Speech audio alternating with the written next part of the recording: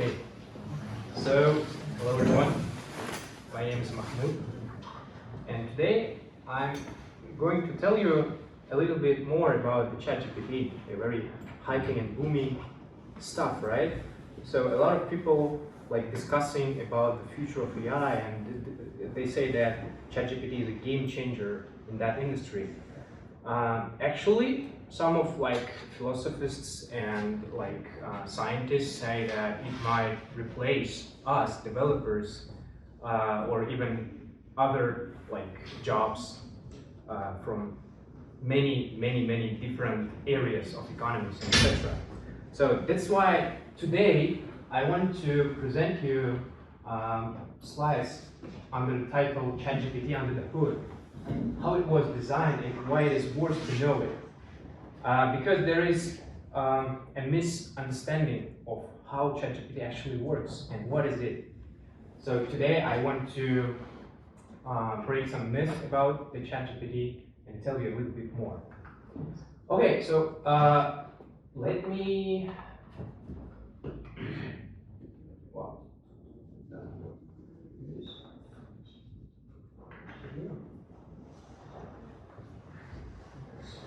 Okay, I'm sorry. Oh, okay. Yeah. So, who am I? As I said, my name is Makhmood, and you can call me Makhmood. And actually, I'm a Master of Science in Applied Mathematics. I finished bachelor's at Moscow Institute of Physics and Technology. Also finished the Master of Science at MIT too. And my main research area is mathematics and how we can apply mathematics, statistics, and probability theory to the applied machine learning tasks and problems. So actually, in industry, I'm a leading machine learning engineer. I have more than 4-year experience in AI industry, mainly in Russia, but recently I came to Uzbekistan, and also I have some projects here in Uzbekistan. And I worked in such companies like Sberbank of Russia, Huawei Research Center in Moscow, at Nexus Frontier Tech, it's a London startup, Tezro, Chinese startup. Also, I give lectures at MIT and Higher School of Economics in Moscow as well. Currently, I'm also working in iTechart group here in Tashkent, and I'm really proud of it. Also, simultaneously with my industry career, I have academic and science career for about more than 3 years. So I'm doing academic research and also giving lectures in some universities. And I also know more than 1,000 chords on guitar because I play guitar for a lot of time right now, and I'm really also interested in music. So what is this lecture is about? So what I'm going to present you right now today. So I don't want to tell you about how ChatGPT can generate stunning texts, okay? So that a lot of writers and can find in ChatGPT some inspirational stuff, right? So I don't want to tell about this part of ChatGPT. Actually, a lot of words has been said here, and I don't want to tell you how ChatGPT may write a code. Okay, you know it better than me because you see a lot of social media posts about it, etc. And it's not about the actual date, so I'm not going to reveal the actual date when AI will replace you all, okay, or us as a humanity. So this lecture actually will be about how ChatGPT was designed and how to be for you, particularly potentially be ready to train your own ChatGPT. Okay, so I want to tell you a little bit about more design of how it was designed. Okay, so to talk about this, to discuss this topic, we need to start with the NLP, which means natural language processing. So first of all, the main basic and fundamental element of the NLP is the language model.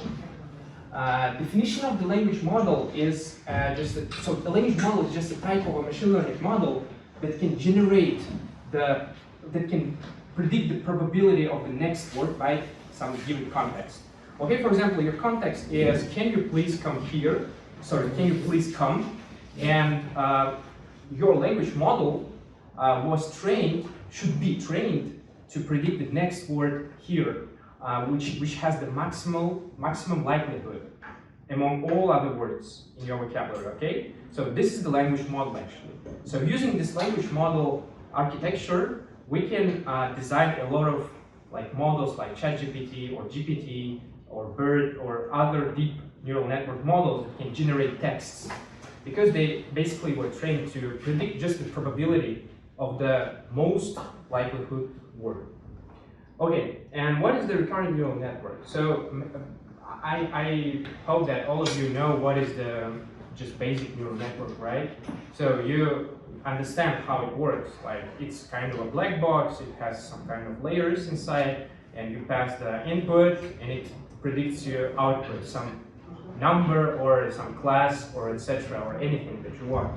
So basically, this kind of like basic neural networks, we also call them linear neural networks. They cannot handle the sequential data. So you cannot train to understand the speech, for example. So to do this, actually, you need to use a little bit different architecture, which is called the recurrent neural network. And as you can see, recurrent neural network can work with text, and also it can generate the text. So I don't want to tell you, so I'm not going to tell you about like how actually recurrent neural networks are working, etc., because it's kind of boring stuff for 1.5 hours at least. So that's why we just go further. And next thing is the GPT-3. Actually, GPT-3 is a language model that consists a lot of like layers, and hence it consists a large number of parameters inside. So it's more than 175 billion parameters inside the last state-of-the-art GPT-3 model. So what does it mean? It means that inside of this particular model, we have a lot of like weights and a lot of like small neural networks inside that can understand the pattern of your text. So that's why ChatGPT and GPT-3 are the best state-of-the-art models right now to generate text and to work with the textual data. So, but you can ask me, okay, we know now how to generate the text, right? So basically, about 1 year ago, you heard about the GPT-3 and its like stunning ability to predict the text. So how to change? So how to not change, but maybe transform the GPT-3 to some assistant, okay, which ChatGPT is. So how to like do a jump from just a model that can predict the text and generate the text well to some model that can assist you and understand the whole dialogue. So for it, we use reinforcement learning framework. Reinforcement learning framework is just a new area in machine learning actually. It was developed around like 10 years ago, or maybe 15 years ago, and it combines the Markov decision process from mathematics. So it's a branch of mathematics that actually researched the kind of like systems that has the different states, okay? And that's why reinforcement learning is mainly used to generate the continuous and to conduct the continuous human dialogue, because our dialogue can be interpreted in terms of the reinforcement learning. So what do I mean? So imagine that you living in some environment, right? And you are an agent. So you can do some actions and actually get some rewards. And you see with this particular reward, you see also the new state of the environment. For example, imagine that you are trying to teach your dog to do what you want. Okay, so then you should give your dog it some rewards if he does his job well, and you should do like punishment if it doesn't well. Okay, so that's in basic words how reinforcement learning works actually. So what they did. So to train the ChatGPT, actually, they call a lot of people, a lot of like experts from different branches, like economists, like scientists, physicists, and etc. So there were a lot of people that generated this data set to train the GPT-3 inside the reinforcement learning framework. So first of all, they generate some prompts from their data set, and they ask these people, the annotators, to annotate this data and generate the best answer to this question. And they did it again and again and again. So then they use this data set to fine-tune the existing GPT-3 model. So to train it a little bit more to understand the new data that was generated by annotators. Next step was to sample responses and pairs of responses and requests. So for example, your request is explain reinforcement learning to a 6-year-old, right? So you generate at least 4 different answers from experts. And they asked these experts to rank these answers, okay? And they then trained the reward model, actually that reward that I was talking about a little bit earlier. So this is actually the reward that then will be used to train the reinforcement learning model. And what they did next. So now our reward model can do the ranking. So it's another neural network that can rank all of your answers inside, okay? So what's next? Next, they used, at final step, they used the reinforcement learning framework. So what they did, they just took some sample from their dataset, some prompt, as we call it. They gave it to the agent. Agent generated some text. This text goes to the reward model, and reward model, if you remember, it can actually understand if this particular generation is good or not, so because it can rank it, right? So it can give some evaluation of this particular answer of our model. And then this reward was used to fine-tune and to train this GPT-3 inside the reinforcement learning framework. Okay, so it might be a little bit confusing for you, but there will be no any other theoretical stuff in the next slides. Am I finishing right now? So final step: how to deploy the ChatGPT. Actually, it's a huge model, right? So it weighs it has 175 billion weights, and it requires at least 800 gigabytes of the memory. 800 gigabytes. It's really a lot of I would say memory. And moreover, it should be run on GPUs, and you know how GPUs cost, right? It's really pricey, and that's why it costs around $100K USD for OpenAI. For every day they pay these bills to the Microsoft Azure, and it's more than $3 million per month, and it's a really pricey thing, right? Okay, so next is exploration. So I wanted to show you some real case generations of the ChatGPT. So you know it's a quite well assistant. So you know it can even simulate and emulate the Linux environment, right? It can generate the code and it can run the code. But what's important to notice here, as Andrew Ng, the leader of AI, said that large language models like ChatGPT and Galactica can spout nonsense in a confident, authoritative way.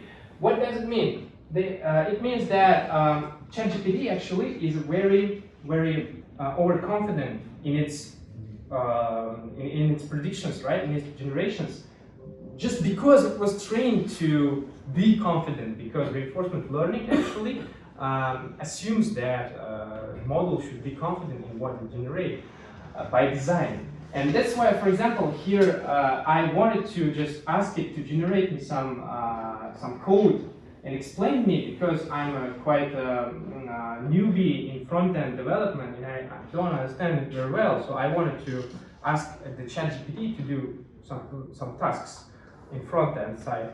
And then actually ChatGPT is really like explain me and describe me how should I write, how this code was written and what is the XPath, etc. But actually in this Playwright library in Python, we even don't have the XPath method, nowhere. And moreover, we don't have this particular query selector method as well. And it's pretty interesting because actually this confusing goes from the next fact. Actually, this library was also available on JavaScript, and in JavaScript these methods exist, but on Python there are no this kind of methods, and that's why ChatGPT confused the same library but across the different languages, right? And finally, I referred to docs and understood that there is the Python version of this particular method, but it's in snake case, not in camel case. But ChatGPT didn't know that, so I asked him again. So can you? So I have on this line, I have some problem. Could you please rewrite the code? But it actually never rewrote it. And now you know more about large language models, and moreover, you understand that they are just models. And also, I want to give you some quotation of the Yang-Li Kun, which is also like chief AI scientist at Meta, and he was one of the first like inventors of the NLP, right? He invented the LSTM with Schmidt-Huber, and he said that current large language models are useful in writing aids. I agree, but they make stuff up and are superficially impressive but very stupid. So there is no like there is nothing in the large language models that can break the game or replace us as a humanity or something. And even as a developers, it might be like a nice tool, right? Nice recommendation system for you to help you with finding some information in a more easier way than you will go to Google and find some information in Google by yourself, manually, I mean. But actually, you should be prepared to face some factual errors in that answers that are generated by ChatGPT. And moreover, even in the code, you can face some problems, errors, and etc., etc. So that's it. So if you have any questions, I think we have some time, right? Okay, let's go ahead with questions, please. Please. Yes. ChatGPT doesn't have a server in Uzbekistan, so how would you use it? Sorry? How to use ChatGPT? Oh, yeah, actually I used with my European number. I have. But no, you can get this one if you like. There is online SIM services, different online SIM services. It doesn't work with them. It doesn't work. No. You mean the applications? No, they don't allow it. And also I use VPN actually. Here. No, you need a you said you have a European number. You need like actual European number or US number to use the ChatGPT. No, SIM doesn't work, right? Okay. Yeah, it works sometimes. There are some special websites, SMS activator, and there are plays that call it for OpenAI and numbers for this website. I also heard that it works in Discord. Without registration, even. In Discord. Okay. Discord. Yeah, do you know why Uzbekistan is not included? No. Also, a lot of countries are not included. Only Russia, Kazakhstan, and other countries, China. I mean, all like friendly countries to the US and Europe were included. I have a question. Yes. I saw like ChatGPT generate like wrong answers like that. What was the reason? Oh. What is the reason like it is generating like wrong? Oh, that's a nice question. So actually, the wrong generations, how to say, positive for this wrong generation is actually that in this particular example, this library were also available on JavaScript, where everything is on camel case, not snake case like in Python, right? So I wanted to write a Python code, but so ChatGPT confused. As I said, it's a language model that generates the most probable word, right? And maybe in the data set that they used to train, most probable word, like most frequent word, right, was the JavaScript one, not the Python one. Because this library is pretty popular on JavaScript, but not popular almost on Python. Okay? It's a kind of like analog of the Selenium, if you've heard about it, so for web crawling and web scraping. And that's why, so it is just, so you should understand that GPT-3, ChatGPT are just the language models that generate the next most probable word. And that's it. That's it. But by some given context. So if you change the context, then the most probable word will also change. What about giving the same question? Is it going to give the same answer? Because when I give same question several times, it's going to generate different answers. If you generate, yes, a lot of stuff also, a lot of stuff also connected to the random seed, or connected to the first word that was first generated, right?